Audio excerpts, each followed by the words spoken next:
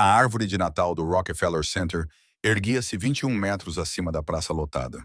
Cada luz era uma pequena promessa contra a escuridão de dezembro, enquanto máquinas de neve artificial adicionavam teatralidade aos flocos reais que já caíam. Scarlett Hollis estava na fila segurando uma nota de dólar amassada, o seu casaco 3 tamanhos maior do que o seu, com fita adesiva a segurar a manga esquerda, a respiração formando pequenas nuvens no ar frio o suficiente para queimar os pulmões. À sua volta, famílias com cachecóis a condizer riam e bebiam chocolate quente em copos de papel que custavam mais do que o orçamento semanal da sua mãe para as compras. A fila avançava com uma lentidão agonizante, cada criança subindo ao colo do Pai Natal com listas de desejos ensaiadas sobre tablets, cachorrinhos e viagens à Disney. Os dedos de Scarlett estavam dormentes há uma hora, mas ela recusava-se a sair dali. Recusava-se a desperdiçar o dinheiro do metro que tinha gasto para chegar até ali. Os seus tênis tinham buracos que deixavam entrar lama, transformando as suas meias em esponjas congeladas que chiavam a cada passo. Quando finalmente chegou a sua vez, ela aproximou-se do trono de veludo vermelho com passos que pareciam pesados demais para alguém tão pequena. O Pai Natal, um homem cansado com uma barba verdadeira amarelada pelo cigarro, sorriu com uma cordialidade profissional que não chegava aos seus olhos. Ela subiu sem ajuda, acomodando-se contra o braço dele com os movimentos cuidadosos de alguém acostumado a não pedir ajuda. A respiração dele cheirava a café e hortelã-pimenta. O microfone preso à sua gola capturava cada palavra para os pais que gravavam nas proximidades. "E qual é o teu nome, querida?" As palavras vieram com alegria mecânica, a mão dele já posicionada para a próxima foto do fotógrafo.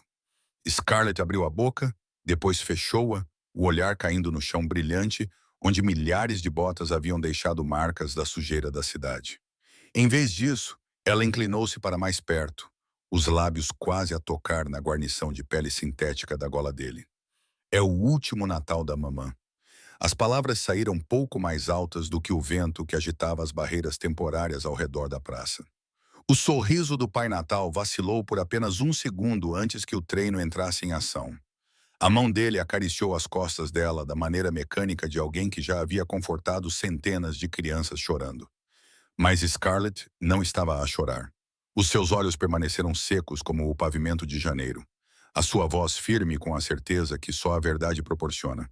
Ela deslizou do seu colo antes que ele pudesse responder, antes que o fotógrafo pudesse capturar o seu rosto, desaparecendo na multidão com a invisibilidade praticada por crianças que aprenderam que ser notado geralmente traz problemas. O duende posicionado na saída tentou lhe entregar um bastão de doces, mas Scarlett já tinha ido embora, engolida por um rio de turistas e suas sacolas de compras.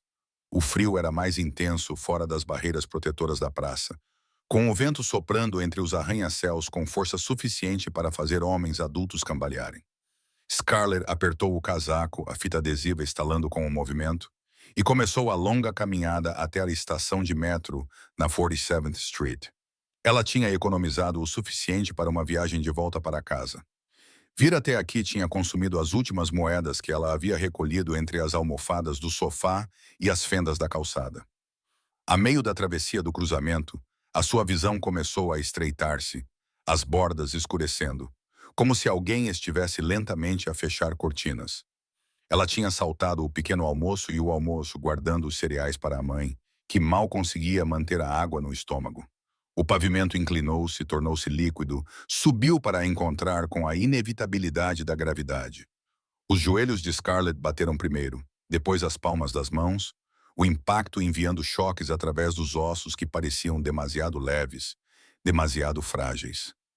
Alguém gritou, um grito agudo e penetrante. Mas o som parecia vir debaixo de água, distorcido e distante. A sua bochecha pressionava o betão, ainda quente do sol da tarde. Foi a última coisa que registrou antes de a escuridão a envolver completamente.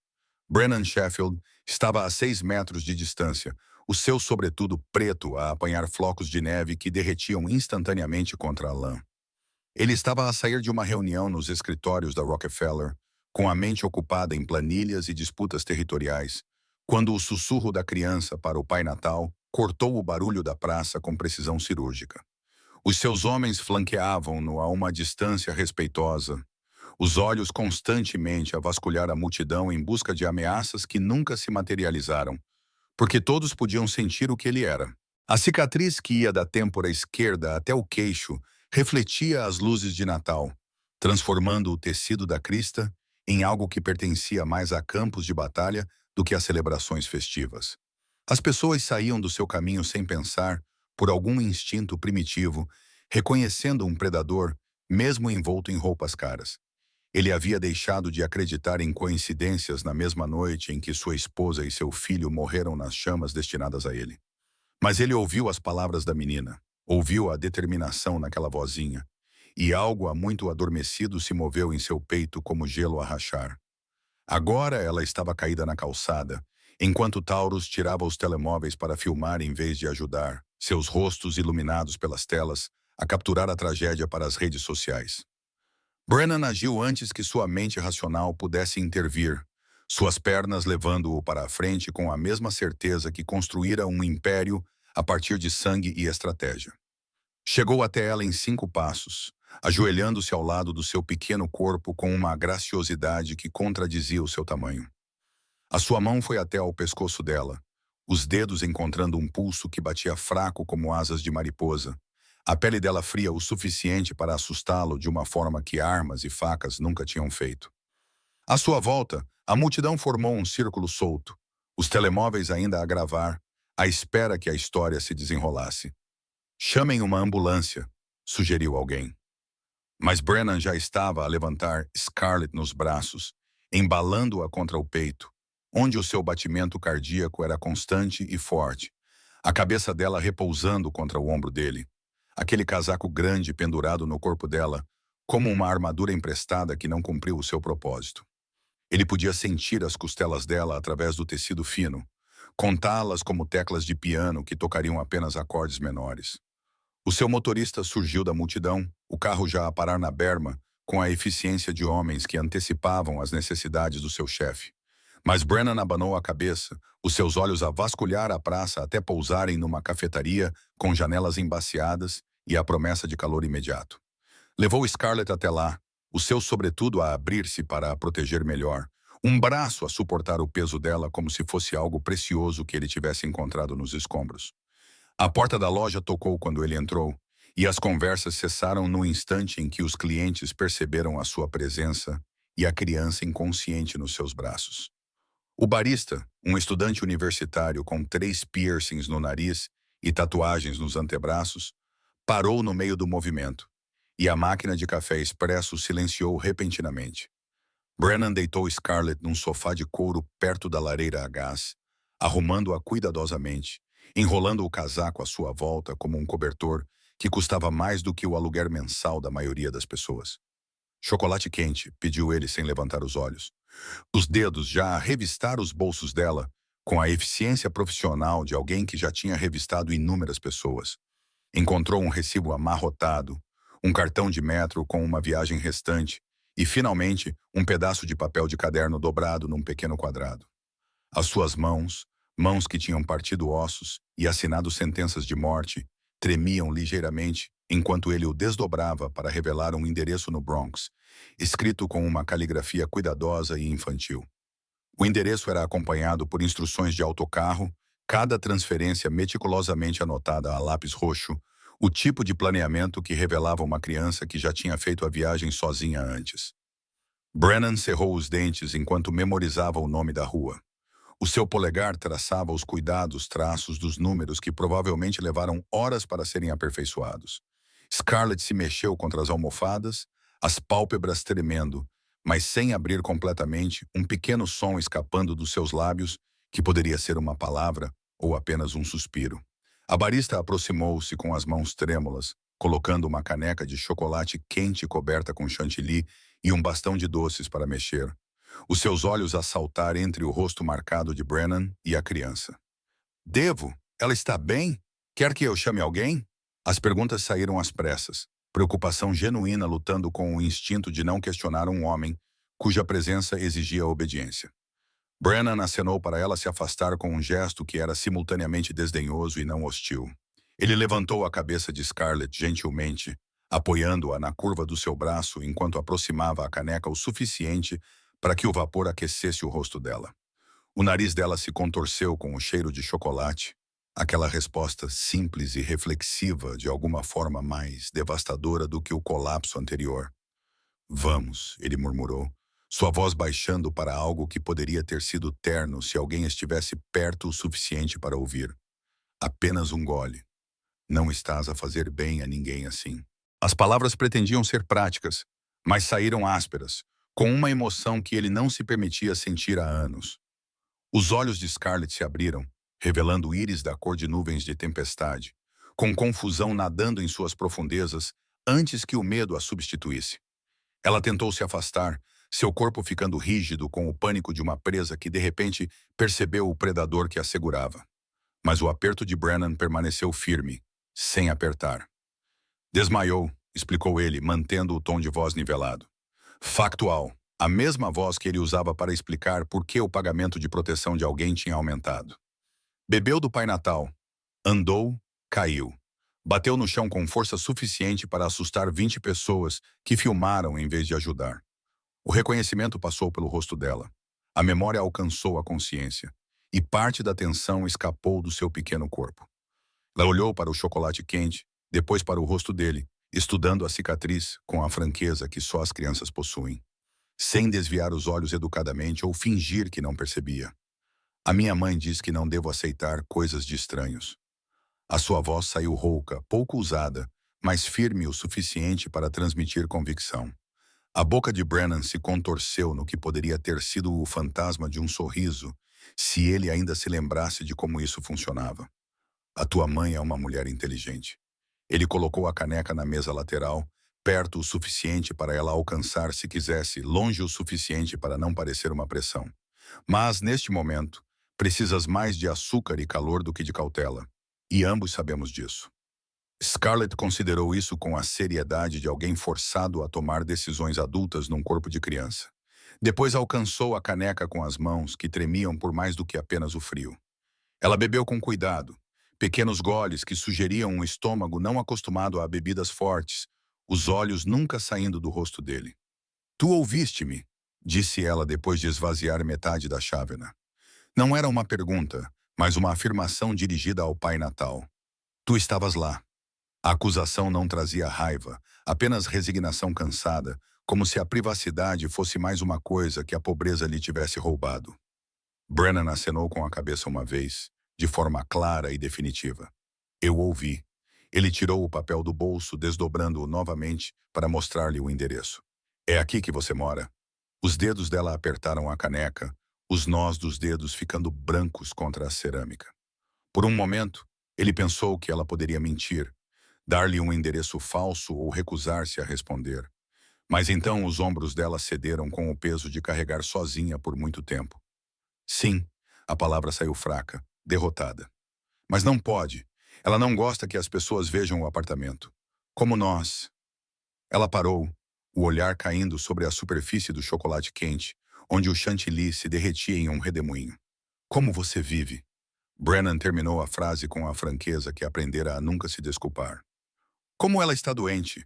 Como você está a lidar sozinha porque não há mais ninguém?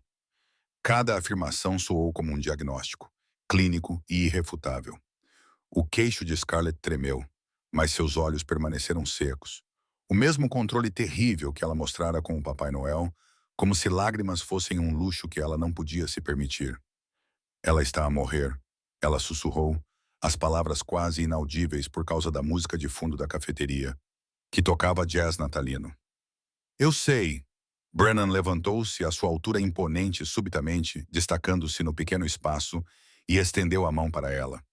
Pega no teu casaco. Vamos vê-la agora antes que desperdices o que resta do teu cartão do metro a andar com sapatos molhados. Ela olhou para a palma da mão estendida dele como se fosse uma armadilha que pudesse fechar-se a qualquer momento. Todos os instintos que ela desenvolveu nas ruas perigosas gritavam avisos que o seu desespero não conseguia ouvir. Mas a exaustão venceu a cautela. A necessidade venceu o medo. E ela colocou a sua pequena mão na dele, deixando-o puxá-la para cima.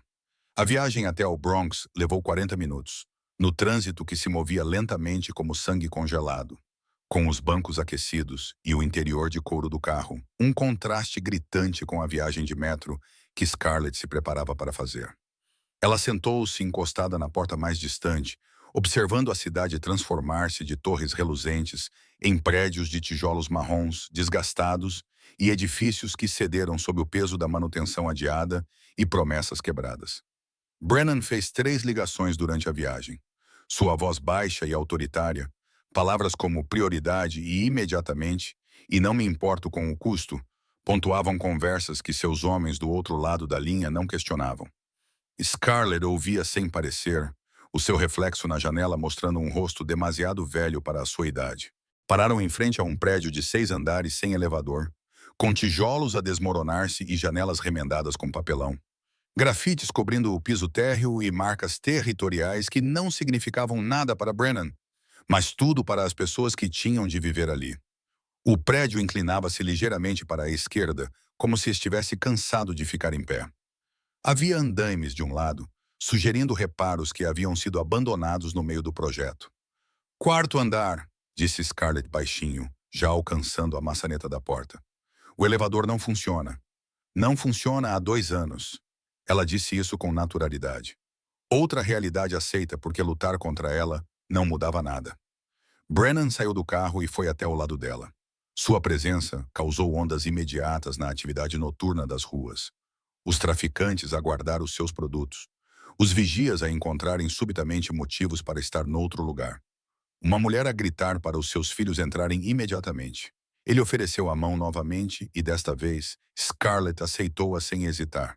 Os dedos dela eram pequenos e frios na palma da mão dele. A escada cheirava a urina e mofo. As paredes estavam cobertas de manchas de água que floresciam como flores venenosas. Cada patamar marcado por vidros partidos e detritos de vidas vividas em desespero.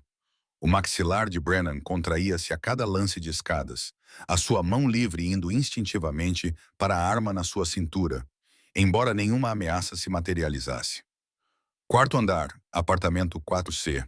A porta pendia ligeiramente torta na sua moldura, com 3 fechaduras separadas que Scarlett abriu com as chaves que usava num cordão ao pescoço.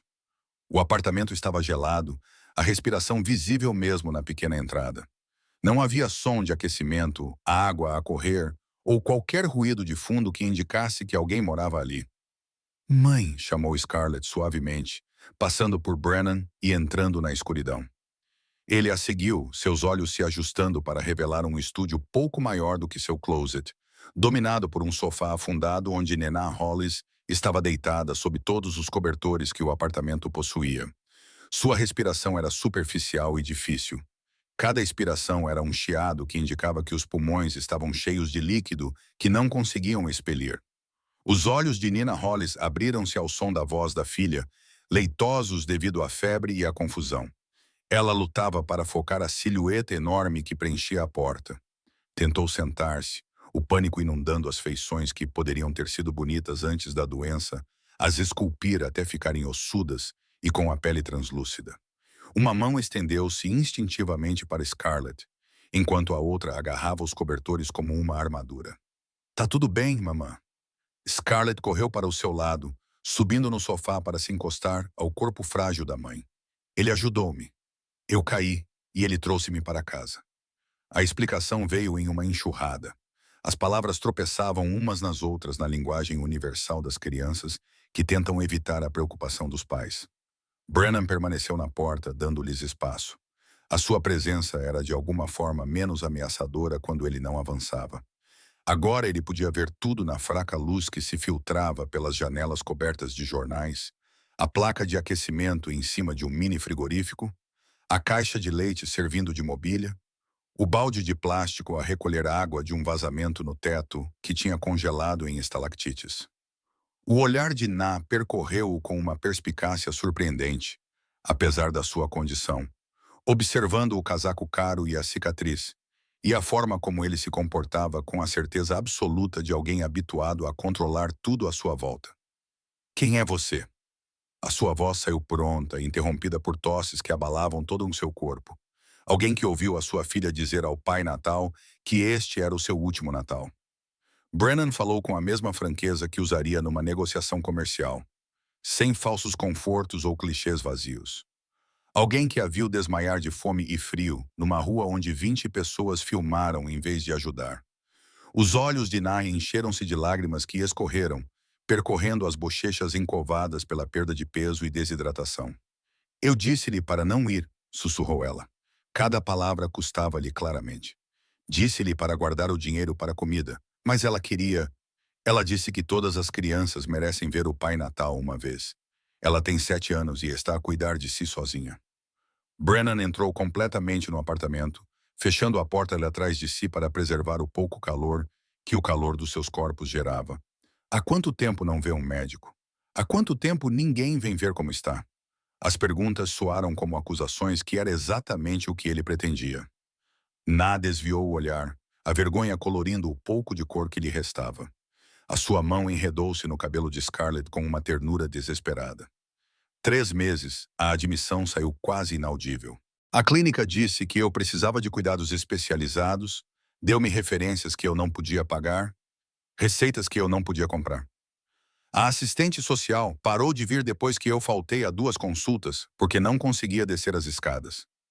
Brennan pegou o telemóvel e percorreu os contactos com dificuldade. Na observava-o com o cansaço de alguém que aprendeu que a ajuda sempre vem com condições, que a gentileza é apenas um adiantamento para exigências futuras. O que você quer? Ela perguntou finalmente, reunindo o que restava de suas forças para olhá-lo diretamente nos olhos. Homens como você não ajudam pessoas como nós sem querer algo em troca. Então me diga agora, antes que minha filha crie expectativas. A acusação não trazia raiva, apenas um cansaço profundo e a sabedoria amarga de alguém que se decepcionou muitas vezes para acreditar em milagres. Scarlett enrijeceu ao lado da mãe, seu pequeno corpo ficando rígido com uma compreensão além da sua idade. Brennan parou no meio da ligação, considerando a pergunta com a seriedade que ela merecia. Quero você viva, disse ele finalmente, com uma simplicidade que de alguma forma tornou a frase mais profunda. Quero que a tua filha tenha mais do que uma memória de Natal que não tenha o sabor da dor. Isso é motivo suficiente para ti? Na estudou-o por um longo momento, procurando a mentira, o preço oculto, a traição inevitável. Mas o que quer que ela tenha visto no seu rosto marcado por cicatrizes deve ter passado algum teste interno, porque ela acenou lentamente com a cabeça, recostando-se no sofá com um alívio visível. Está bem. A palavra saiu como uma rendição ou talvez uma permissão. Está bem. Mas ela fica comigo. Aconteça o que acontecer, para onde quer que nos leve, a Scarlett não sai da minha vista. A proteção feroz no seu tom era a coisa mais forte nela. A última linha de defesa de uma mãe. Não poderia ser de outra forma. Brennan retomou a ligação, levando o telefone ao ouvido. Rafael, preciso de uma equipa médica e ele olhou para o endereço ainda apertado na outra mão. 4C, 847 Prospect Avenue. Não amanhã. Agora não me importa se você tiver que tirá-los do jantar de Natal. Ele terminou a ligação e fez mais 2 em rápida sucessão. Cada conversa breve e com números discutidos que fizeram os olhos de Na se arregalarem, apesar de sua névoa de doença. Scarlett o observava com uma expressão entre a esperança e o terror, como alguém testemunhando um conto de fadas que poderia se transformar em um pesadelo sem aviso prévio. Em 15 minutos, o antigo sistema de aquecimento do prédio roncou e ganhou vida com gemidos e estrondos que fizeram as paredes tremerem, e o calor começou a se infiltrar pelas aberturas que não funcionavam há anos. Na ofegou com a primeira onda de calor, lágrimas escorrendo livremente agora, seu corpo tremendo com algo que poderia ser riso ou soluços ou ambos. Como é que conseguiu? O senhorio disse que custaria milhares para consertar, que teríamos de esperar até que ela não conseguisse terminar. Oprimida pelo simples milagre do calor após meses de frio intenso, Scarlett enterrou o rosto no pescoço da mãe, os ombros pequenos a tremer. Brennan encolheu os ombros guardando o telemóvel no bolso. O teu senhorio vai descobrir que de repente está muito motivado para manter as suas propriedades em conformidade com as normas, além de ter de devolver cada centavo do aluguer que cobrou enquanto deixava as pessoas viverem nessas condições. O seu tom sugeria que a motivação do senhorio seria transmitida numa linguagem universalmente compreendida por homens que valorizavam os seus joelhos. O som de passos na escada anunciou a chegada da equipa médica. 2 médicos e uma enfermeira carregavam equipamentos que transformaram o pequeno apartamento numa sala de exames improvisada. Eles se moviam com a eficiência de pessoas que sabiam que não deviam questionar por que estavam fazendo uma visita domiciliar às 21 em uma noite de dezembro, instalando monitores e tanques de oxigênio com precisão profissional. Senhora Hollis, sou a doutora Patterson. Uma mulher na casa dos 50 anos, com olhos gentis e mãos práticas, aproximou-se do sofá. Vamos estabilizá-la aqui e em seguida transportá-la para Mount C para o tratamento adequado. A sua filha pode ir com você na ambulância. Nah apertou Scarlett com mais força, a suspeita disputando com a esperança desesperada em traços que haviam esquecido como era sentir qualquer uma das duas coisas. Não tenho dinheiro para pagar o Mount Sinai. Não tenho dinheiro para pagar nada disso. As contas vão fazer com que eu perca o apartamento, perder tudo o que já foi resolvido. Brennan falou de sua posição perto da janela, para onde se mudara para dar espaço à equipa médica. Concentre-se em respirar. Deixe o resto comigo. O tom desdenhoso deixava claro que o assunto não estava aberto à negociação. A doutora Patterson colocou um manguito de pressão arterial no braço esquelético de Nah, sua máscara profissional escorregando por um momento para revelar uma preocupação que beirava o alarme. Quando foi a última vez que você comeu? A pergunta foi gentil, mas firme, do tipo que exigia respostas honestas. Ontem, talvez. As palavras de Nah ficaram um pouco arrastadas quando a máscara de oxigênio cobriu seu rosto. Ar puro inundava os pulmões que estavam a precisar dele. Scarlett precisava. O cereal estava a acabar e ela estava a crescer. Ela precisava. O protesto se transformou em uma tosse que sacudiu todo o seu corpo. Scarlett desceu do sofá a pedido gentil da médica. Seus olhos nunca deixaram o rosto da mãe, observando cada subida e descida do peito dela, como se estivesse a contá-las, guardando-as para uma perda futura. Brennan se viu aproximando-se da criança sem uma decisão consciente. A sua presença era uma parede sólida entre ela e a porta, entre ela e qualquer coisa que pudesse tentar levá-la embora. Fizeste bem, querida. A doutora Patterson dirigiu-se a Scarlett enquanto verificava os sinais vitais de Nah. Os números, murmurou ela para a enfermeira, o que fez com que as duas mulheres trocassem olhares significativos. Cuidando da tua mãe assim. Mas agora é hora de nos deixar ajudar. Está bem. A viagem de ambulância demorou 20 minutos por ruas transformadas pela neve em algo quase bonito. As arestas da cidade suavizadas pelo branco que se transformaria em lama cinzenta pela manhã. Scarlett sentou-se encostada à maca da mãe. Uma mãozinha envolvia os dedos de Nená, enquanto a outra agarrava o coelho de peluche que tinha aparecido de algum lugar nas profundezas do apartamento, gasto em algumas partes, com uma orelha pendurada por fios. Brennan seguiu no seu carro, fazendo chamadas que reorganizaram as hierarquias hospitalares e colocaram Nah Hollis no topo de todas as listas de espera existentes. O seu motorista sabia que não devia interromper o fluxo constante de ordens emitidas em tons que não admitiam discussão ou atrasos. A entrada da emergência do Mount Sinai brilhava com um brilho fluorescente. Enfermeiras convergiram no momento em que as portas da ambulância se abriram.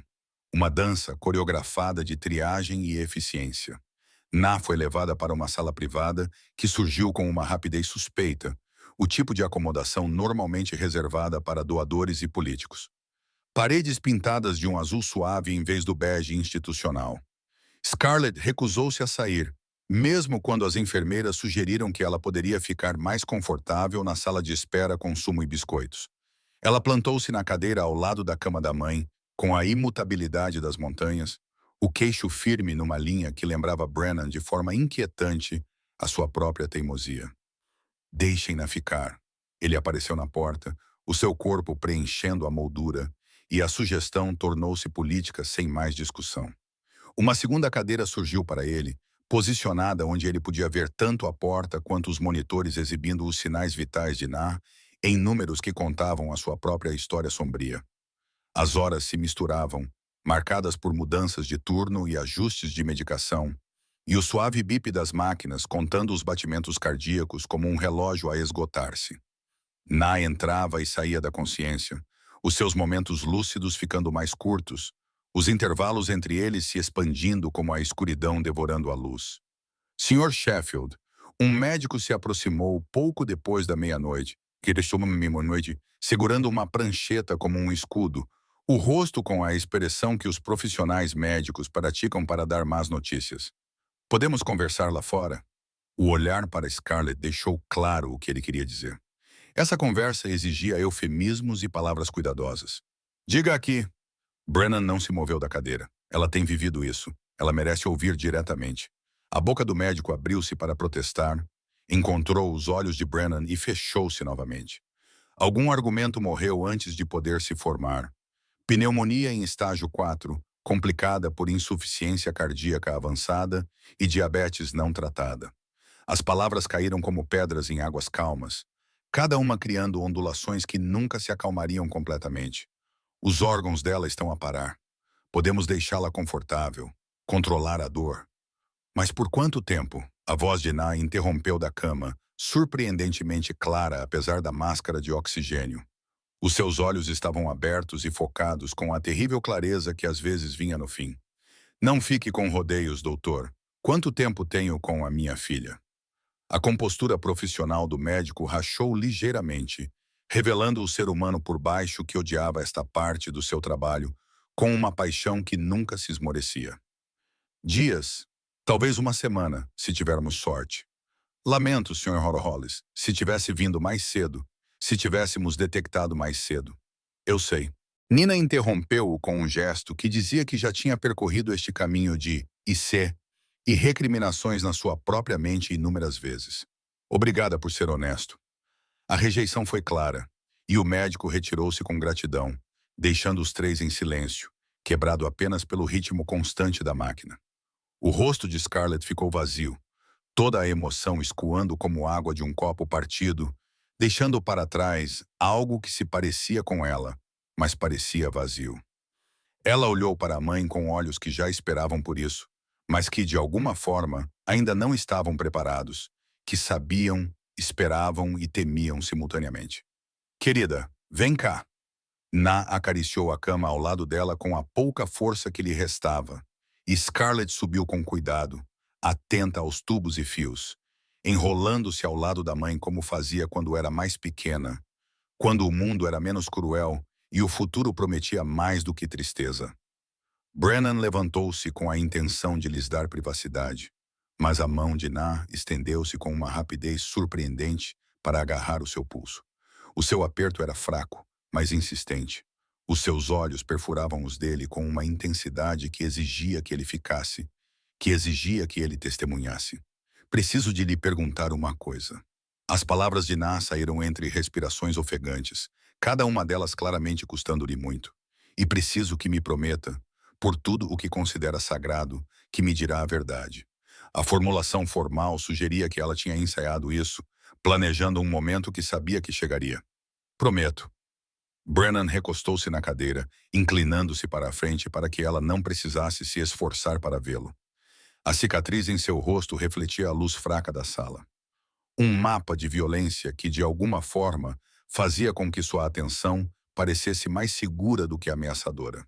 Quando eu partir, a voz de Na falhou, mas ela continuou. O que acontecerá com ela? Os assistentes sociais virão buscá-la. Colocarão-na num sistema onde não poderei mais protegê-la. Lares adotivos que podem ser bons ou podem não ser. Ela não conseguiu terminar. As possibilidades eram terríveis demais para serem ditas. A pergunta pairou no ar como fumo, pesada e sufocante. Scarlett ficou completamente imóvel ao lado da mãe, mal respirando.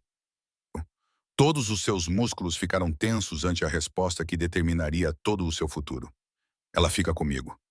As palavras saíram da boca de Brennan antes que o seu cérebro pudesse processá-las completamente.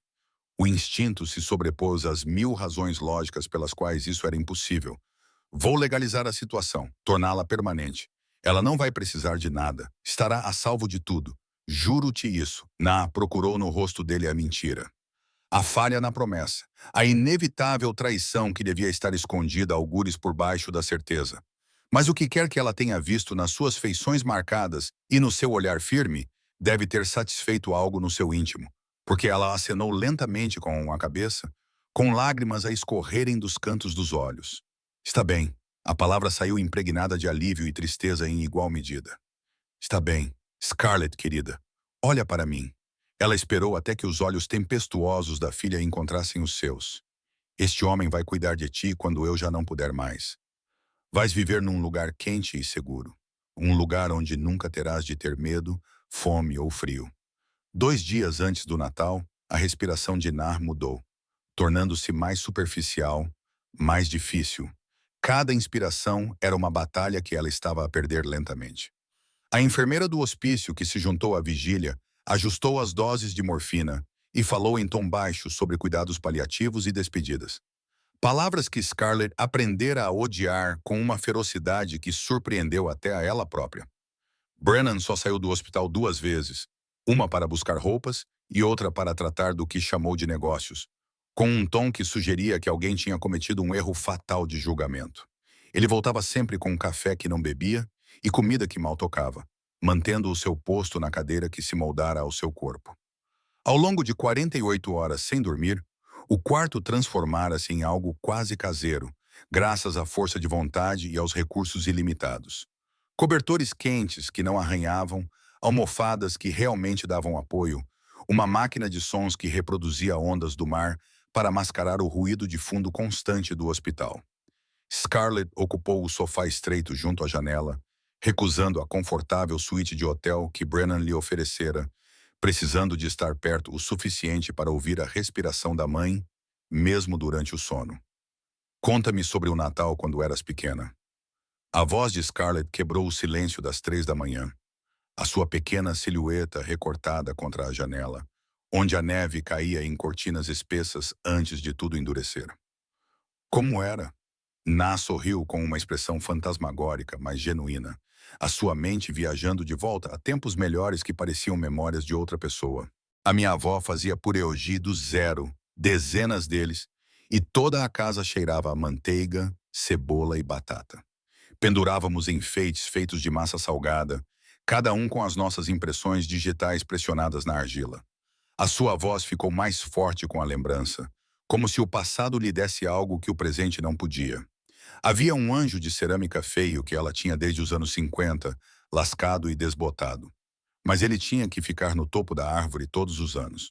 Ela dizia que ele tinha sobrevivido à viagem da Polônia na sua mala, que trazia toda a sorte da nossa família. O que aconteceu com ele? Scarlett subiu na cama sem que ninguém percebesse. Enrolou-se ao lado da mãe com a facilidade de alguém que passou inúmeras noites assim. O anjo, onde está agora? No apartamento, a mão de Na encontrou o cabelo da filha. Os dedos penteavam os fios emaranhados com ternura automática. Embrulhado em jornal, na caixa debaixo do sofá. Estava a guardá-lo para quando fosses mais velha, para quando tivesses a tua própria árvore para o colocar. Brennan fez uma chamada silenciosa e breve, falando em código que, no entanto, transmitia instruções cristalinas. Em 2 horas, uma árvore de Natal apareceu no quarto de hospital de Na, pequena o suficiente para caber no canto, mas real, enchendo o espaço com o aroma de pinheiro que mascarava o antisséptico e a morte iminente. O anjo de cerâmica, cuidadosamente transportado do Bronx, ocupou o seu lugar no topo, com a sua tinta desbotada e asas lascadas de alguma forma perfeitas. Conseguiste. A voz de Na quebrou-se com as palavras, lágrimas escorrendo livremente por suas bochechas encovadas. Como é que conseguiste? Ela não conseguiu terminar, oprimida por essa pequena impossibilidade tornada realidade através de dinheiro, conexões e pura teimosia. Eu disse. O tom de Brennan permaneceu natural, apesar de sua garganta ter apertado ao ver o rosto de Scarlett se iluminar. O teu trabalho é respirar. O meu é tudo o resto. A divisão de tarefas fazia sentido para ele de maneiras que provavelmente não sobreviveriam a uma análise racional. A véspera de Natal chegou com um sol frio e brilhante que fazia a neve cintilar como se alguém tivesse espalhado diamantes pela cidade. Na piorou progressivamente ao longo da manhã, Os seus períodos de vigília ficaram mais curtos, as suas respostas mais lentas, as máquinas registrando o seu declínio em números que contavam a sua própria história inevitável. O capelão do hospital apareceu ao meio-dia, foi educadamente recusado e retirou-se com a expressão aliviada de alguém que cumpriu sua obrigação sem ter que testemunhar o luto real. Um assistente social tentou discutir os preparativos e encontrou uma barreira na forma do olhar fixo de Brennan e sua resposta de uma única palavra. Scarlett sentou-se de pernas cruzadas na cama, segurando a mão da mãe, cantando canções de Natal, com uma voz que vacilava, mas nunca se quebrava. Na murmurou as palavras que já não conseguia dizer. Os seus olhos acompanhavam o rosto da filha com uma intensidade que sugeria que ela estava a memorizar cada sarda, cada pestana, guardando imagens para uma eternidade sem elas. Amo-te, minha menina. As palavras surgiram às 16h17, claras e fortes, apesar de tudo. O último surto de lucidez de Na antes do deslize final. Vais ficar bem, vais ter a vida que eu não pude dar-te, e vais ser muito feliz. Promete, mamã, que vais ser feliz. Prometo. Scarlett engasgou-se com as palavras, finalmente chorando. Lágrimas quentes que se acumulavam há dias transbordaram em uma torrente que sacudiu seu pequeno corpo. Prometo, mamã, prometo. Ela pressionou o rosto contra o peito da mãe, ouvindo os batimentos cardíacos que estavam a abrandar, a parar, a desistir. A mão livre de Nar estendeu-se cegamente pela cama, encontrou a de Brennan sem olhar, agarrou-a com uma força surpreendente. Ele levantou-se e aproximou-se. Este homem, que era um estranho há 4 dias, agora testemunha do momento mais íntimo de 2 vidas a terminar e uma a transformar-se. Cuide dela.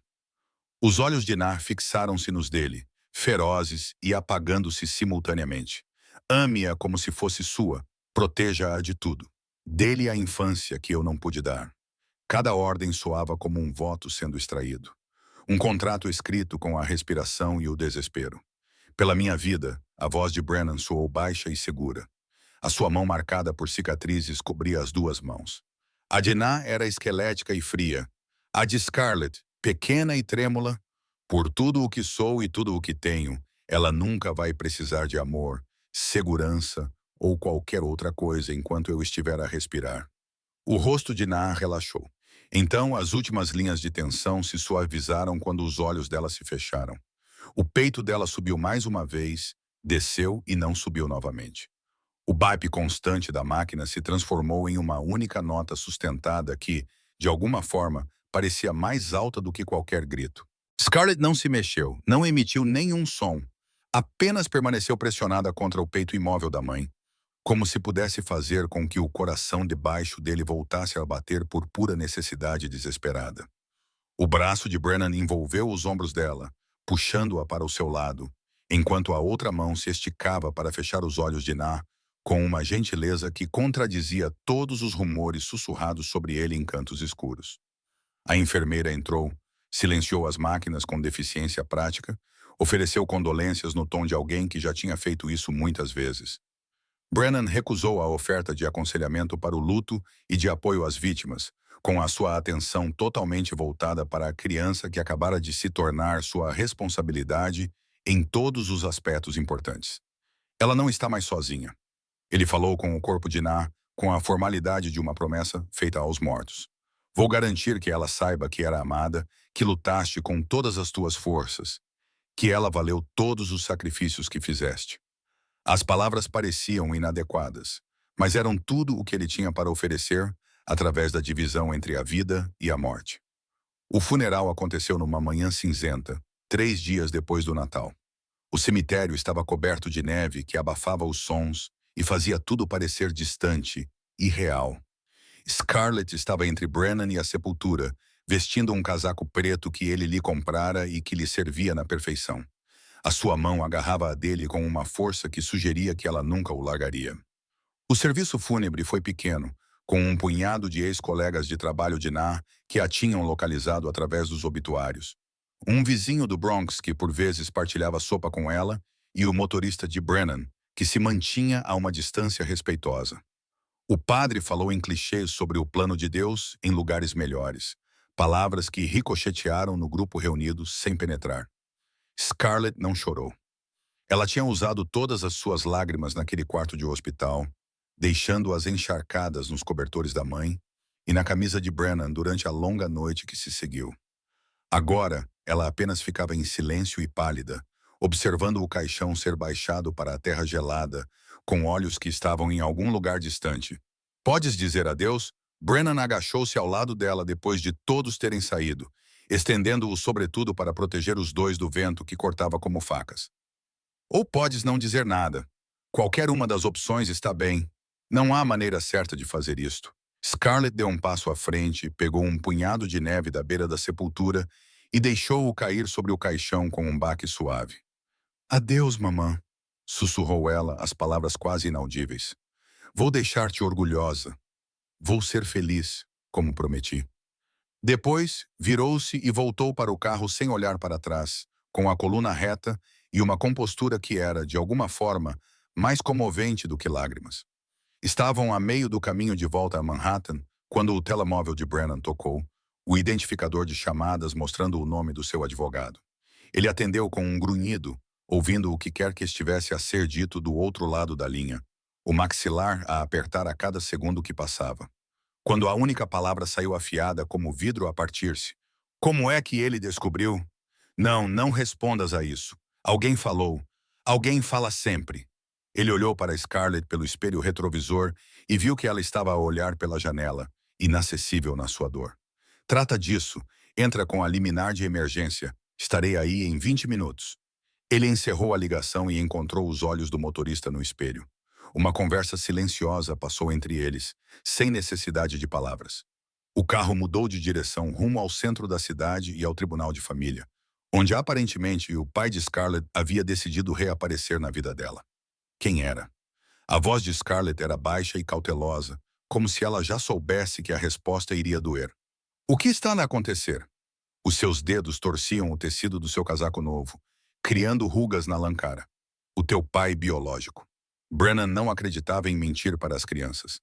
Tinha aprendido na sua própria infância que saber a verdade, por mais feia que fosse, era melhor do que descobrir que tinha sido enganado. Ele entrou com um pedido de custódia. Diz que quer cuidar de ti agora que a tua mãe se foi. O riso que brotou da garganta de Scarlett era amargo e antigo. Completamente errado, vindo de alguém da sua idade. Ele quer o dinheiro, corrigiu ela secamente. A mamãe disse que ele viria se achasse que havia algo a ganhar com isso. Ele nunca me quis antes. Nem mesmo quando ela implorou por ajuda.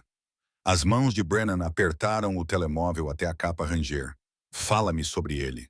O pedido foi gentil, apesar da fúria que crescia em seu peito como uma tempestade ganhando força. Tudo o que você se lembra, tudo o que sua mãe lhe contou. Preciso saber com o que estamos lidando.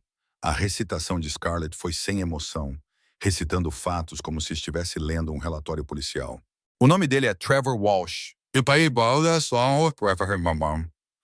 Ele foi embora quando eu tinha 2 anos, antes que eu pudesse realmente me lembrar. Mamãe disse que ele levou as economias dela e as joias da avó quando foi embora.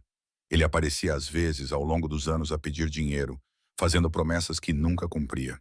Ela fez uma pausa, engolindo em seco antes de continuar. A última vez foi há 8 meses. Ele queria pedir emprestado $3.000 para um investimento que não poderia falhar. A mamã tinha acabado de ser diagnosticada, estava a tentar poupar para o tratamento e disse-lhe que não. Ele chamou-lhe nomes que não vou repetir e disse que eu tinha sido um erro que ele deveria ter evitado. O motorista fez uma curva mais fechada do que o necessário, os pneus guinchando levemente, como se o próprio carro estivesse zangado. Brennan fez outra ligação. Desta vez para alguém chamado Rafael, que aparentemente era especialista em descobrir informações que os tribunais consideravam convincentes. Tudo o que você puder encontrar sobre Trevor Walsh. Último endereço conhecido em algum lugar do Queens. Histórico de roubo e abandono. Ele recitou os detalhes que Scarlett forneceu. Data de nascimento, número de segurança social. Nena fez a filha memorizar para o caso de emergências. Preciso disso para ontem, e preciso que seja condenatório o suficiente para que nenhum juiz na terra lhe conceda a custódia de um peixe dourado. Os degraus do tribunal estavam escorregadios com o gelo, multidões de pessoas a lidar com disputas de custódia e processos de divórcio, e todas as maneiras pelas quais as famílias podiam se fragmentar e se separar. Brennan manteve Scarlett por perto, com uma mão no ombro dela, guiando-a através do caos em direção a uma sala de conferências, onde o advogado dele esperava com uma pilha de arquivos grossa, o suficiente para ser usada como arma. Trevor Walsh já estava lá, sentado do outro lado da mesa com um fato barato, que não lhe servia bem, cabelo penteado para trás com gel a mais. Ele olhou para cima quando eles entraram, os olhos deslizando por Brennan para pousar em Scarlett, com cálculos tão óbvios que eram obscenos.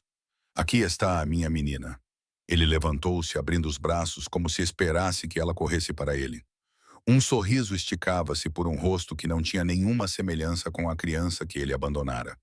O papai está aqui agora, querida. Vou levar-te para casa. Cuidar de ti como deveria ter feito o tempo todo.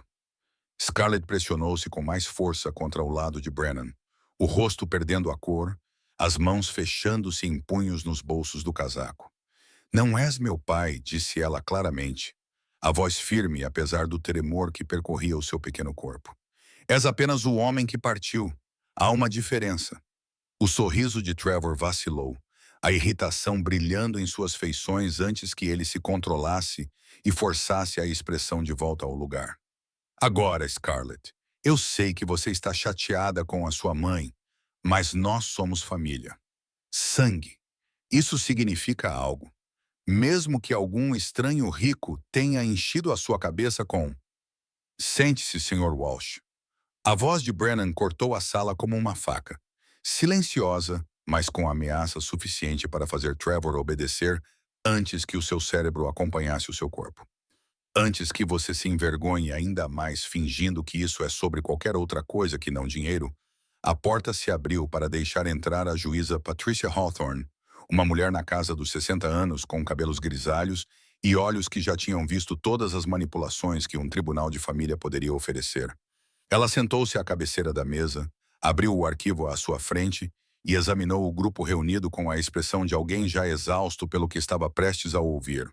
Sr. Walsh, o senhor está a solicitar a custódia de emergência da sua filha biológica com base nos seus direitos parentais. Ela leu os documentos sem inflexão, apesar de não ter tido contato com a criança nos últimos 3 anos e de ter tido um envolvimento esporádico antes disso. O senhor gostaria de explicar o seu raciocínio? Trevor inclinou-se para a frente, arranjando as suas feições para algo que ele provavelmente achava que parecia sincero. Meritíssima, admito que cometi erros. Eu era jovem, estúpido, não estava pronto para ser pai. Mas mudei, organizei a minha vida, e quando soube da morte de Nená, ele fez uma pausa, fingiu um nó na garganta, que não enganaria um estudante de teatro do primeiro ano. Eu sabia que tinha de assumir as minhas responsabilidades, fazer o que era certo pela minha filha. Interessante. O tom da juíza Hawthorne sugeria que ela achava tudo menos isso, porque, de acordo com a documentação aqui, você recebeu 6 ordens de restrição separadas na última década, tem mandados pendentes em 2 estados por fraude com cheques e deve mais de os $40 mil em pensão alimentícia que nunca pagou. A cor sumiu do rosto de Trevor enquanto ela continuava a ler, cada revelação causando um impacto físico. O seu advogado, um defensor público que parecia preferir estar em qualquer outro lugar, começou a mexer nos papéis com desespero crescente. Há também depoimentos de vizinhos que documentam ameaças que você fez contra a senhorita Hollis quando ela se recusou a emprestar-lhe dinheiro para dívidas de jogo. Os olhos da juíza se levantaram para fixar Trevor no lugar. Várias testemunhas descreveram incidentes em que você apareceu embriagado, danificou propriedade e teve que ser removido pela polícia. O advogado de Brennan deslizou uma pasta de papelão pela mesa, cujo conteúdo se espalhou numa cascata de provas que foram compiladas com a eficiência implacável que o dinheiro pode comprar. Extratos bancários mostrando as tentativas de Trevor de aceder às poucas economias de Nená. Mensagens de texto com ameaças explícitas. Fotografias dele a sair de um cassino 3 horas antes do enterro da mãe da sua filha. O relatório policial da sua prisão mais recente é particularmente esclarecedor. A juíza Hawthorne retirou um documento da parte inferior da pilha. Tentativa de vender medicamentos prescritos que você obteve de forma fraudulenta. Isso foi há 2 semanas, Sr. Walsh, enquanto a mãe da sua filha estava a morrer e você não se preocupou em visitá-la. Trevor abriu e fechou a boca sem emitir som, e o seu advogado colocou uma mão restritiva no seu braço, que foi imediatamente sacudida. Isto é, você não pode simplesmente... Eu tenho direitos. Ela é do meu sangue, minha filha. E um bandido com dinheiro não pode simplesmente... Sr. Sheffield. A juíza voltou sua atenção para Brennan, que permaneceu em silêncio durante todo o processo, sua presença por si só mais imponente do que qualquer testemunho. Entendo que você tem cuidado de Scarlett desde a hospitalização da mãe dela. Qual é exatamente a sua relação com essa criança? Brennan levantou-se, puxando Scarlett gentilmente para ficar ao seu lado, com a mão firme em seu ombro. Há 4 dias eu era um estranho que ouviu esta criança dizer ao Pai Natal que era o último Natal da sua mãe. Encontrei-a inconsciente numa calçada, desnutrida e com hipotermia, porque tinha dado a sua última comida a uma mulher moribunda que não tinha mais ninguém. A sua voz permaneceu calma, factual, mas algo por baixo dela fez com que a sala parecesse mais pequena, mais concentrada. Fiquei com eles todos os dias e todas as noites até Na Hollis falecer. Nos seus últimos momentos, ela pediu-me para proteger a sua filha, para lhe dar a vida que ela não podia dar. Fiz essa promessa e pretendo cumpri-la. Não tens legitimidade legal. O advogado de Trevor finalmente encontrou a sua voz, agarrando-se a qualquer esperança com desespero visível. Sem relação biológica, sem acordo prévio de tutela.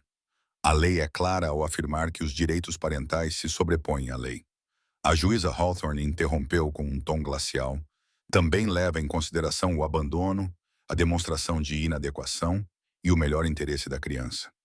O que me leva a ti, Scarlett? Ela dirigiu-se diretamente à menina com uma expressão ligeiramente mais suave. Sei que isto é difícil, mas preciso ouvir a sua opinião. Onde quer viver? Quem quer que cuide de si? Scarlett olhou para Brennan, depois para Trevor. A comparação era tão gritante que não precisava de explicação. Ele, disse ela, apontando para Brennan sem hesitar. Ele estava lá. Ele cumpriu as suas promessas. Ele aqueceu a mamã antes de ela morrer e garantiu que ela não ficasse com medo. É ele que eu escolho. Trevor bateu com a palma da mão na mesa, o estrondo ecoando pela pequena sala como um tiro. Não podes deixar uma criança de 7 anos tomar essa decisão. Ela não entende o que é melhor para ela. Não sabe que esse homem pode ser qualquer um. Pode ser perigoso. O único perigo nesta sala és tu. A voz de Brennan baixou para algo pouco acima de um sussurro, mas Trevor calou-se no meio da frase. O instinto de sobrevivência finalmente entrou em ação. Abandonaste a tua filha quando ela ainda usava fraldas. Roubaste a mãe dela que estava a morrer. Ameaçaste uma mulher demasiado doente para se defender. E agora queres lucrar com a criança que nunca quiseste. A juíza Hawthorne levantou a mão para pedir silêncio, os seus olhos a examinar as últimas páginas do arquivo à sua frente. Sr. Walsh, estou a negar o seu pedido de custódia. Além disso, estou a rescindir os seus direitos parentais com efeito imediato com base no abandono documentado, falha em fornecer apoio e inadequação demonstrada. Não pode fazer isso. Trevor levantou-se de um salto, a sua cadeira a bater ruidosamente para trás. Vou recorrer. Vou lutar contra isso. O seu advogado agarrou-lhe o braço, sussurrando com urgência, mas Trevor empurrou-o com violência, fazendo Scarlett estremecer. Não fará nada. O martelo da juíza bateu com firmeza, porque se aproximar a menos de 150 metros desta criança, será preso por violação da ordem de restrição que também estou a emitir. Estamos entendidos, Sr. Walsh? O seu tom sugeria que a falta de clareza resultaria em consequências imediatas. O rosto de Trevor ficou roxo de raiva, com veias salientes no pescoço e as mãos cerradas em punhos ao lado do corpo. Isto não acabou. Acha que o seu dinheiro o torna intocável? Acha que pode simplesmente roubar o meu filho? E o seu discurso foi interrompido quando 2 guardas apareceram ao seu lado. A sua presença, uma sugestão silenciosa, mas inequívoca. Brennan nem sequer olhou para ele. A sua atenção totalmente voltada para a juíza, que agora assinava documentos com eficiência experiente. Sr. Sheffield, estou a conceder-lhe a tutela temporária de emergência enquanto se aguarda uma avaliação completa.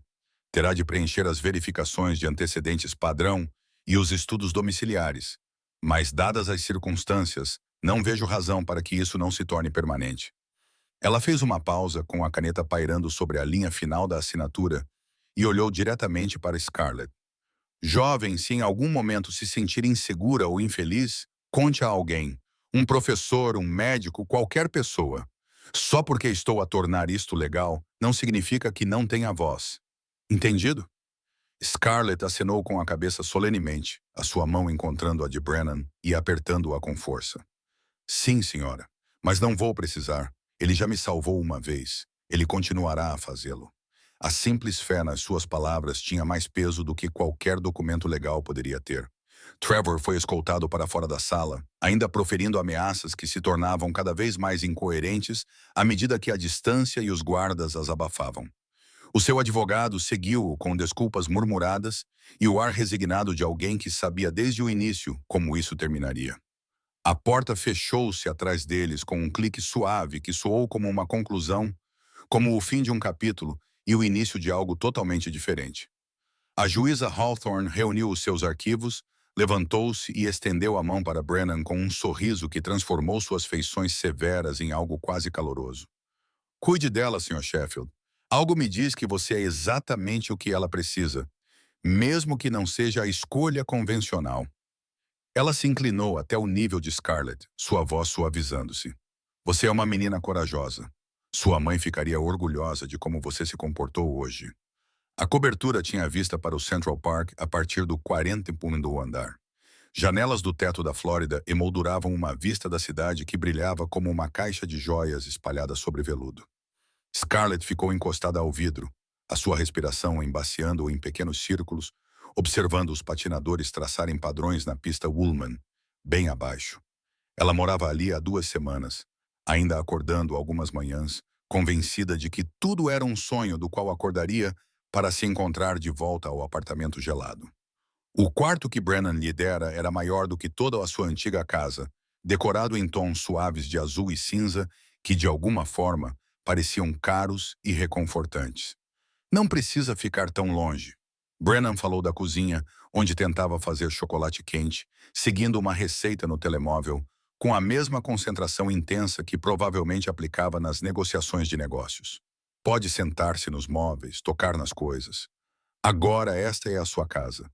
Scarlett virou-se, estudando-o com a franqueza que as crianças possuem antes que a sociedade lhes ensine a desviar o olhar. Ele tinha tirado o casaco do fato, arregaçado as mangas, revelando antebraços marcados com cicatrizes que contavam histórias que ele provavelmente nunca partilharia.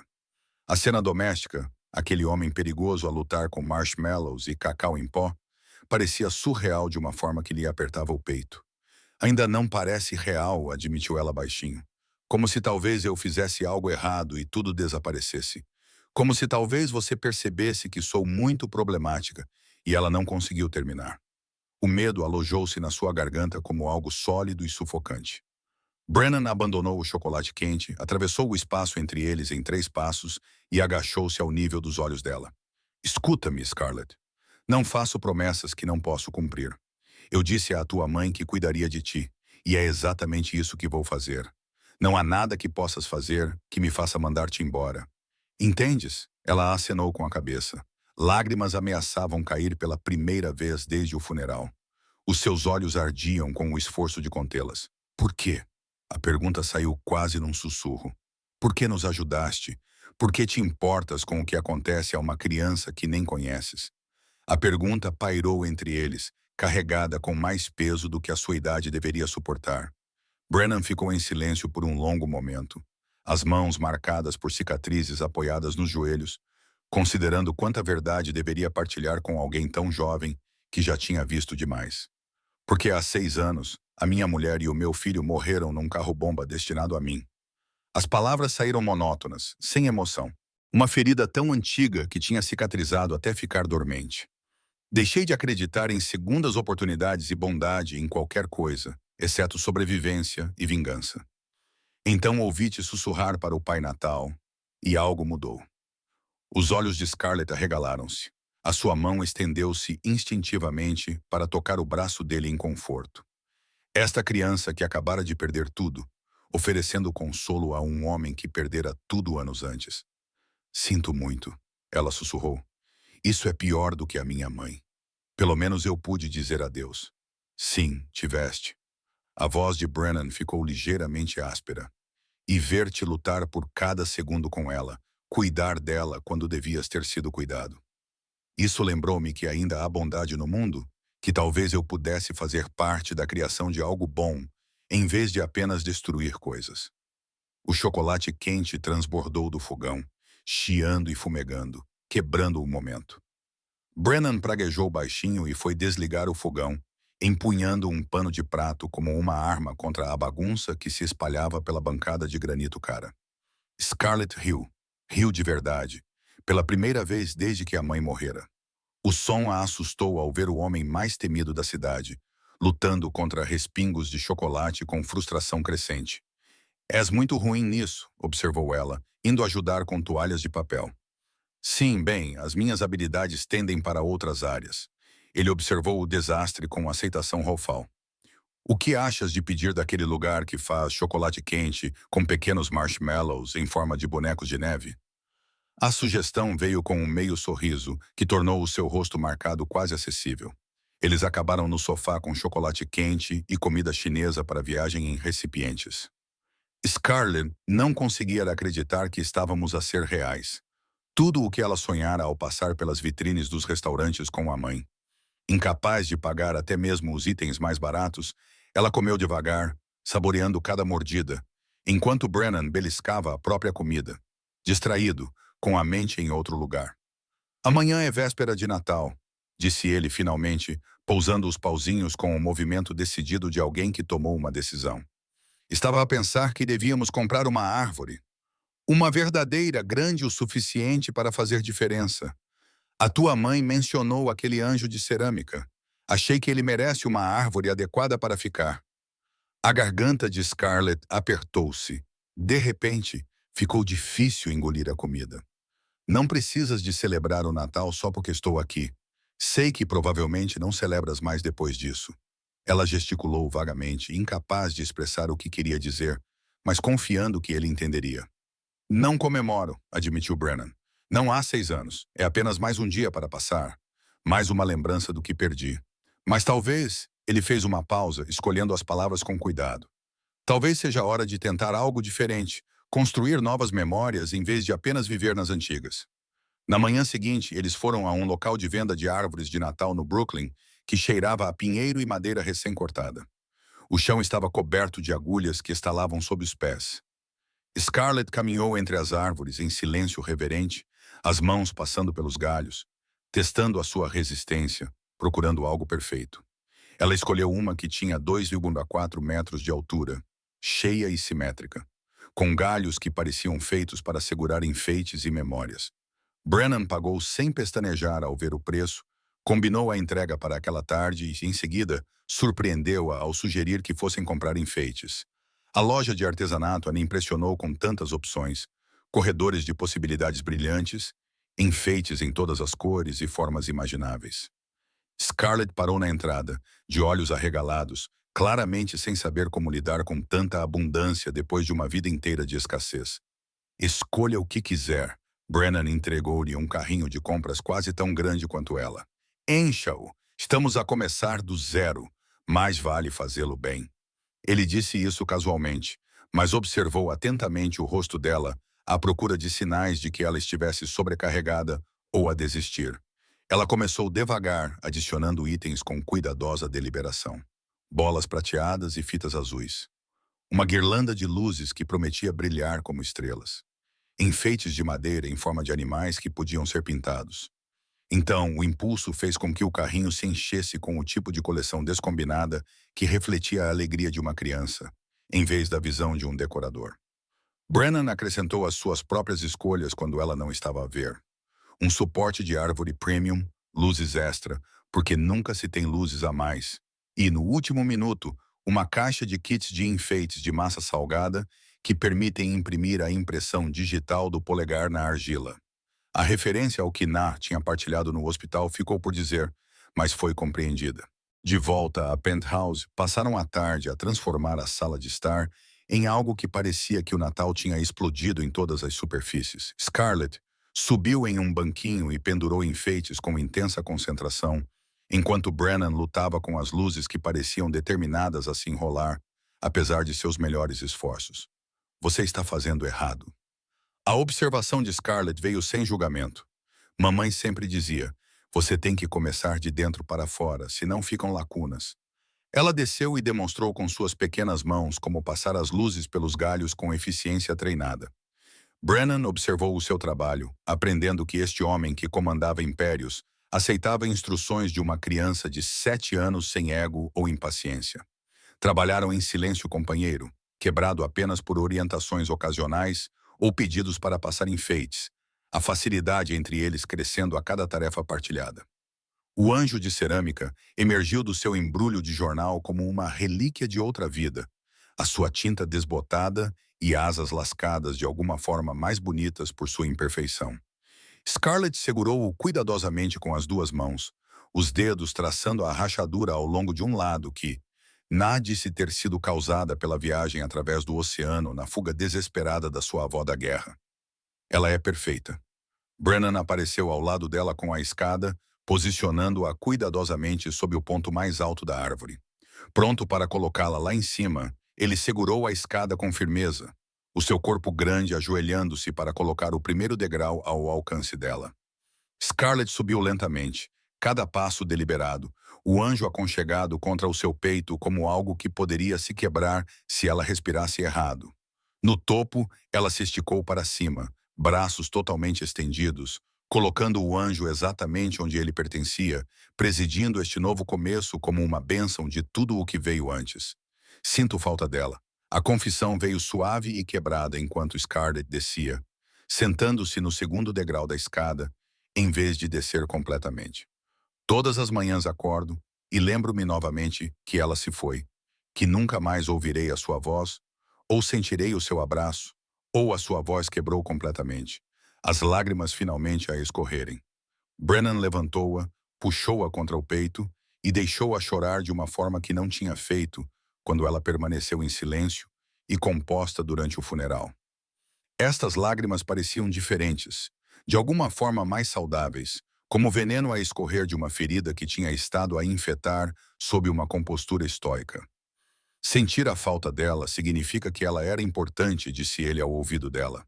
A sua própria voz carregada de coisas que normalmente mantinha enterradas. Significa que o amor era real. Leva isso contigo, Scarlett. Ela não se foi enquanto te lembrares dela. Enquanto te permitires sentir isto, os seus braços apertaram-se protetores. Este homem a aprender em tempo real como confortar uma criança em luto. Ela chorou até ficar vazia, até as lágrimas pararem, não porque a dor tivesse desaparecido, mas porque o seu corpo simplesmente não tinha mais nada para dar. Quando ela finalmente se afastou, enxugando o rosto na manga, Brennan entregou-lhe um lenço do bolso, com um monograma, caro e completamente impraticável para uso real. Melhor? Perguntou ele, embora os olhos vermelhos e o rosto manchado dela tornassem a resposta óbvia. Ela acenou com a cabeça mesmo assim. Conseguiu um sorriso aguado que se transformou num bocejo tão grande que fez a sua mandíbula estalar audivelmente. Vamos. Brennan pegou-a no colo sem pedir permissão, levando-a para o quarto que ainda parecia grande demais, limpo demais, cheio demais de coisas que ela tinha medo de tocar. Amanhã é Natal. Deves dormir. Sonha com a tua mãe a observar-te de onde quer que ela esteja. Provavelmente irritada por eu não conseguir fazer chocolate quente sem causar um desastre. Ele a cobriu com o cuidado desajeitado de alguém que está ao aprender uma nova habilidade, puxando os cobertores até o queixo dela e certificando-se de que o seu coelho de pelúcia estivesse ao alcance. A luz noturna que ele comprou para ela, em forma de lua, projetava sombras prateadas nas paredes que cheiravam a tinta nova, em vez de mofo e desespero. Você vai ficar? A mão de Scarlett se estendeu para segurar o pulso dele antes que ele pudesse sair. Só até eu adormecer. Não gosto do escuro, é maior aqui. Diferente do que era antes. A admissão custou-lhe caro. Esta criança que fora forçada a ser corajosa durante tanto tempo, a pedir conforto, sentia-se fraca. Brennan sentou-se na cadeira ao lado da cama dela sem hesitar, o seu peso fazendo a mobília ranger em protesto. Não vou a lado nenhum, prometeu ele. E algo no seu tom de voz fez com que parecesse que ele se referia a mais do que apenas esta noite. Mais do que apenas até ela adormecer. Os olhos de Scarlett fecharam-se. A sua respiração estabilizou no ritmo do sono em poucos minutos. O cansaço da dor finalmente conquistou o que a sua vontade tinha mantido afastado. Brennan ficou exatamente onde estava, observando o seu pequeno peito subir e descer. Esta responsabilidade que ele assumiu sem compreender totalmente o que lhe custaria ou lhe traria. O seu telemóvel vibrou com mensagens que ele ignorou. Negócios que de repente pareciam menos urgentes. Problemas que pareciam menores diante dessa criança adormecida que tinha perdido tudo e ainda assim encontrou coragem para ter esperança. A cidade brilhava além das janelas. A véspera de Natal se instalava sobre Nova York como um manto de luzes e possibilidades. Em 4 dias, Scarlett Hollis o transformou de um homem que existia nas sombras e na violência em alguém que comprava árvores de Natal, aprendeu a fazer chocolate quente e prometeu a mulheres moribundas que protegeria suas filhas. A mudança deveria tê-lo aterrorizado, deveria ter parecido uma fraqueza, mas, em vez disso, parecia que ele tinha acordado de um sono de 6 anos. Ele pensou na sua esposa e no seu filho, na forma como as suas mortes o tinham esvaziado e deixado apenas raiva e vazio onde antes havia amor. Mas, sentado ali, observando Scarlett dormir, ele sentiu algo mudar. Não uma substituição, mas uma adição. Não um esquecimento, mas a criação de espaço para novas memórias ao lado da antiga dor. O anjo de cerâmica refletia o luar do seu poleiro no topo da árvore. As suas asas lascadas projetavam sombras que dançavam pela sala de estar, como se estivessem a mover-se, a voar, levando orações da terra para onde quer que os mortos fossem para cuidar dos vivos.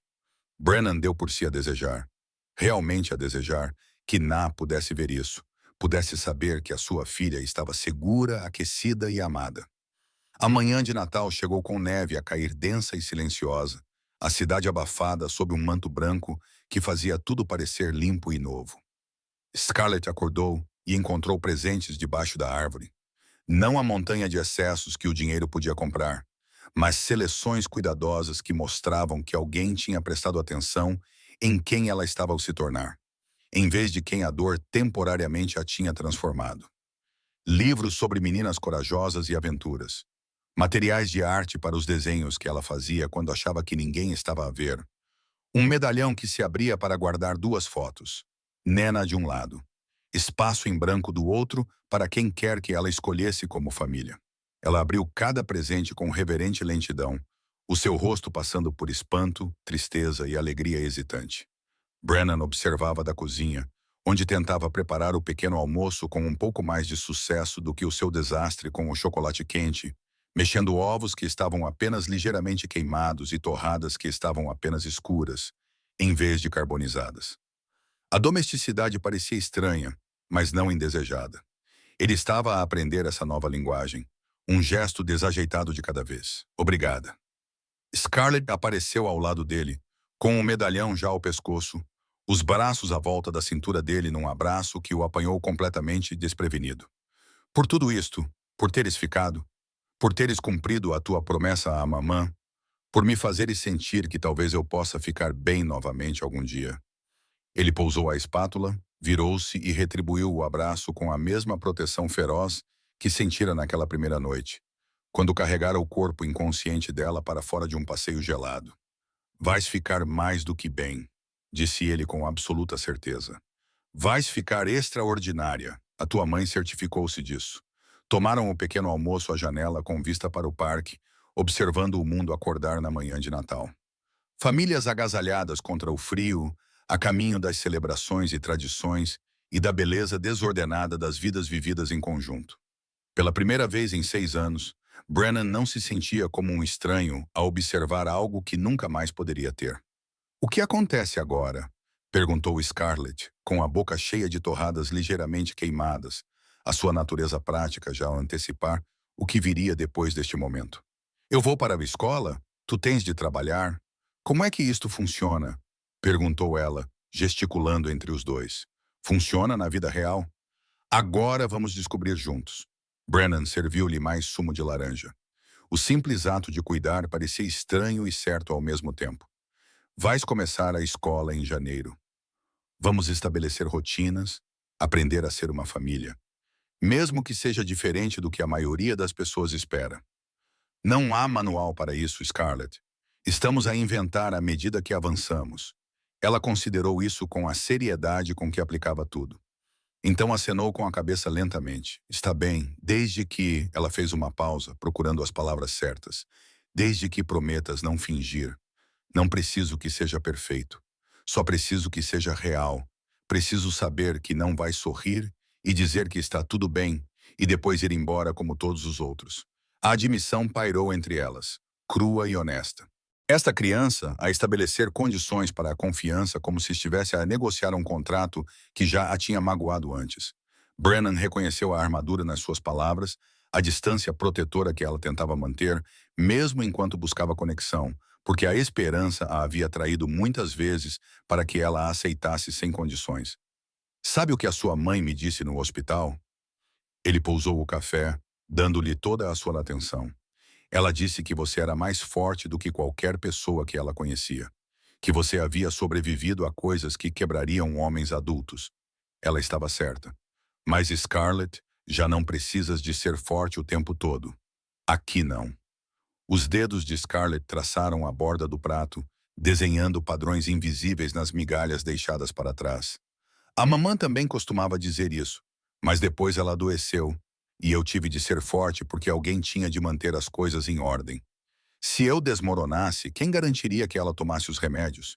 Quem contaria os comprimidos para que durassem mais tempo? O peso da responsabilidade que ela carregava pressionava cada palavra. Anos sendo a mãe quando deveria ser a filha. Brennan sentiu a raiva acender em seu peito. Não por ela ou mas por um sistema que permitia que uma criança de 7 anos se tornasse cuidadora em um mundo onde a pobreza forçava as crianças a crescerem antes de terminarem de ser jovens. Eu prometo. Brennan olhou diretamente nos olhos dela, compreendendo o peso do que ela estava pedindo. Sem fingimentos. Se eu estiver frustrado, tu saberás. Se eu não souber o que estou a fazer, admitirei. Dizemos a verdade um ao outro, mesmo quando é difícil. Combinado? Ele estendeu a mão para ela apertar, tornando o acordo oficial. A mão pequena dela desapareceu na palma marcada por cicatrizes dele. O aperto de mão selou algo mais vinculativo do que qualquer documento judicial. Lá fora, a neve continuava a cair, cobrindo a fealdade da cidade com uma beleza temporária, prometendo que mesmo os invernos mais sombrios acabariam por dar lugar à primavera, a um novo crescimento e a segundas oportunidades que nenhum dos dois tinha pensado em esperar. Mais tarde naquela tarde, o telefone de Brennan tocou com um número que ele estava a esperar. O assistente social designado para o caso deles para a visita domiciliar obrigatória.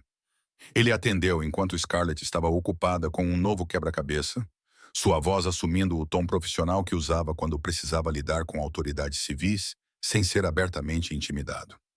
A visita estava marcada para a semana seguinte.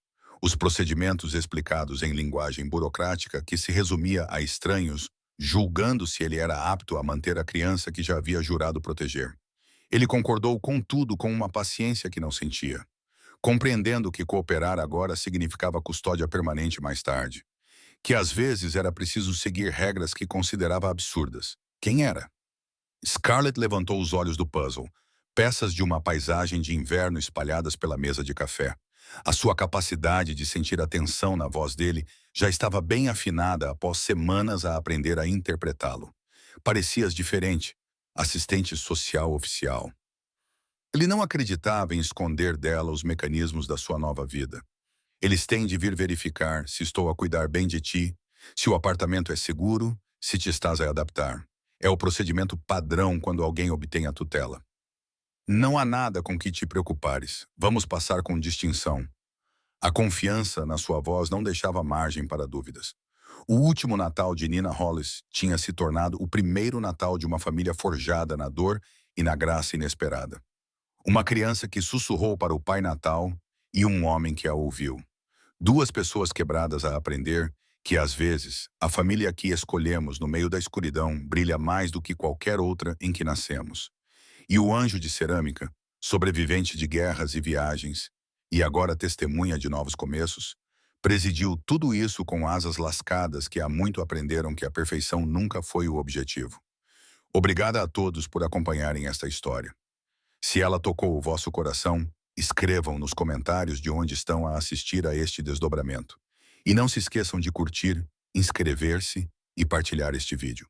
O vosso apoio significa tudo e ajuda-me a continuar a trazer estas histórias para vocês. Até a próxima. Lembrem-se de que, às vezes, os maiores milagres vêm envoltos em sombras, cicatrizes e coragem para amar.